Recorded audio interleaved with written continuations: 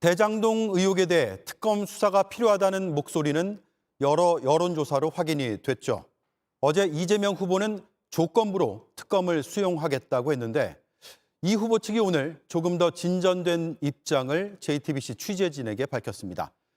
특검 도입에 대해 본격적으로 논의에 들어갈 계획이고 논의를 시작하는 시점은 김만배 씨와 남욱 변호사에 대한 검찰의 수사가 일단락되는 오는 22일 이후라는 내용입니다.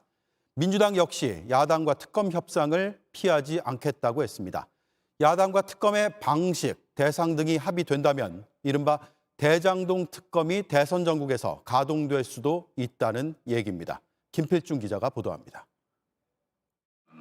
이재명 민주당 후보는 대장동 특검의 전제 조건으로 검찰 수사가 미진할 경우란 단서를 4차례나 언급했습니다. 미진한 점이 있거나 또는 의문이 남는다면 저는 그게 특검 형식이든 철저한 수사가 있어야 되고 미진하다면 당연히 특검을 해서라도. 화천대유 대주주인 김만배 씨와 천화동인 4호 소유주인 남욱 변호사가 구속된 건 지난 4일입니다.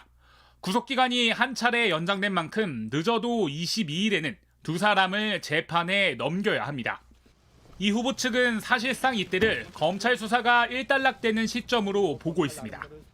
그들이 기소되고 나면은 거기에 대해서 여야 입장들이 또 나오지 않겠습니까? 다 서로 미진했다고 주장하는 부분들이 있고 아예 수사가 착수되지 않았다고 하는 부분도 있기 때문에 그때부터 여야가 협의해야 될 것으로 보고 있습니다.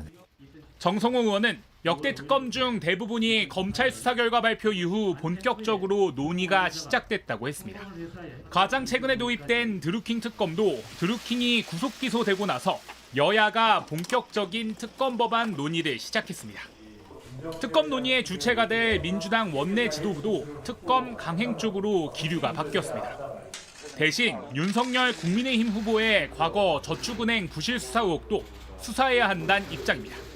협상을 피할 생각 없습니다.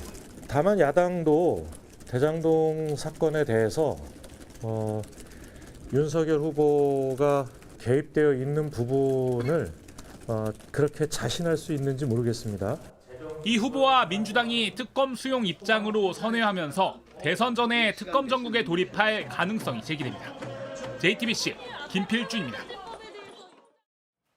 국민의힘은 즉각 협상을 시작하자는 입장입니다. 문제는 대장동 특검의 수사 대상을 어디까지로 할 것인지입니다. 민주당은 대장동 초기 자금 조달과 관련된 부산저축은행 부실 수사 의혹도 포함시키자, 다시 말하면 윤석열 후보도 수사 대상에 넣어야 한다고 주장합니다. 국민의힘은 터무니없는 물타기라며 반대하고 있습니다. 전다빈 기자입니다. 오늘 당장이라도 여야 원내대표가 특검법 처리를 위해 만날 것을 민주당에 제안합니다. 하지만 특검 범위를 놓고 협상 시작부터 난항이 예상됩니다. 민주당은 대장동 개발 특혜 의혹을 받는 대신 부산저축은행 부실 수사 의혹도 포함하자는 입장입니다. 윤석열 후보를 겨냥한 겁니다.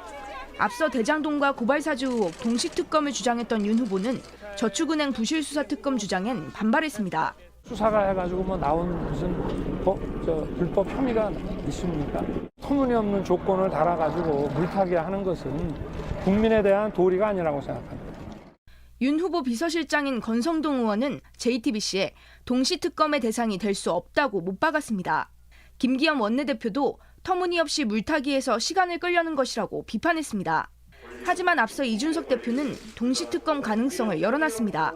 여기서 긴급 제안을 할게. 대장동 특검에 그러면 윤석열 검사의 부산저축은행 부실 수사 의혹까지 얹어가지고 특검하면 어떨까요? 여기에 특별검사를 누구로 할지를 두고도 국민의힘은 야당이 추천해야 한다고 주장하고 있습니다. JTBC 전다빈입니다.